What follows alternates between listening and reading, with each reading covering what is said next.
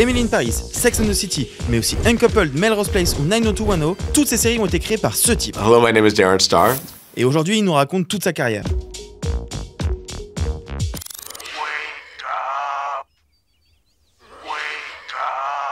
That is when, Brandon and Brenda are about to go to school for the first time. Their first day at school. It's the beginning of 90210. When we did it, there was this sense that maybe a show about high school wasn't even going to work. And I really wanted to do a show that was relevant for high school students, and I felt like television hadn't really done anything like that in a very relevant way. So I wanted to feel like it was speaking to the issues of teenagers and what was important to them.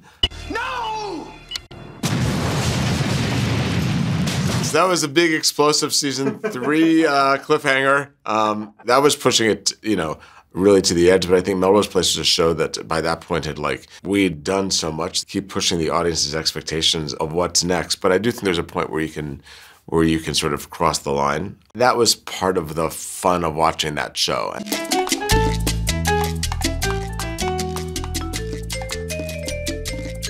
I wanted to have this main title that sort of told you something about Carrie's character. I wanted to do this sort of loungy, cool cocktail Latin vibe. You learn that she's a columnist that writes about sex because her ad's on the side of the bus, but then she gets sort of splashed by the bus, by her own ad. And it says so much about New York just when you're feeling good. I felt like it was just sort of setting the tone a little bit, for the show. I think Sex and the City struck a nerve because people saw themselves in a way that they had not been able to see themselves portrayed before on television, because television just was never allowed to, characters weren't allowed to speak that way or behave. I had a choice.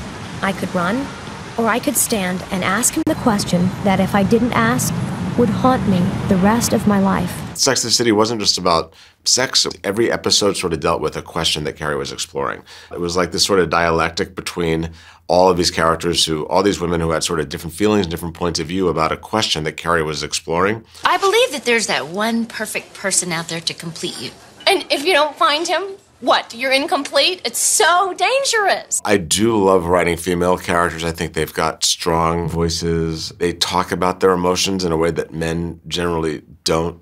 I always feel like if Sex and the City was about 4 men, it just wouldn't be funny. There was something, at the time, I think there was comedy in hearing women talk so frankly about sex.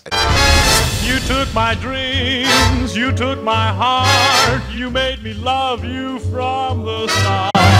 I wanted to tell something that was, again, relatable for me, a world that I knew and really understood. But I think that we hadn't really seen, for me, I had not seen a show about the emotional lives of gay characters. It wasn't just about their journey of becoming gay. It wasn't about anything about self-acceptance. It was about sort of a breakup, which I think is such a universal experience and told through the perspective of a gay couple and a gay man, particularly, through the perspective of Neil Patrick Harris.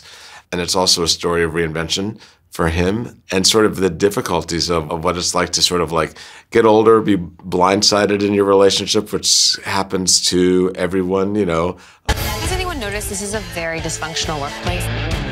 I think you're the one bringing the drama. It's a show that I've been thinking about for many years, wanting to find a way into about doing a show really about an expatriate, about an American who comes to Paris for a job. And that was really kind of the starting point for me, and not thinking about who it was going to be and would the circumstances be, but I wanted to create as much of a fish out of water character as I could for a young person who comes to Paris, and also a very American character who doesn't have any proficiency in French and was really coming here almost sort of accidentally, but also a very strong-willed character who, and a bit of a millennial who is a bit too overconfident in herself, and comes in with ideas that she's used to being listened to, and kind of meets a big wall of resistance. So, there were a lot of elements that I knew that I wanted to sort of bring into the mix. So it was just sort of a question of how best to sort of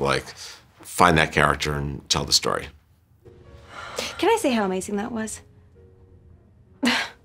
You were a total badass, not taking anybody's bullshit. I'm truly in awe. This show is very much about Emily and Sylvia's relationship, and I think it's about a young American woman and an older French woman, and two women who are very sort of like strong and independent. I think they influence each other. I think that Sylvie doesn't always want to acknowledge Emily's influence on her, but I think it's there. Emily's very fascinated by Sylvie, and a woman who can be so kind of confounding to Emily. I think of each season progressively as we becoming more about the ensemble as well, and and the rest of the cast. I mean, it's always Emily's story. It's always about Emily in Paris, but I think that like as her relationships with the other characters deep, so I think it becomes just sort of like a bigger canvas. Konbini.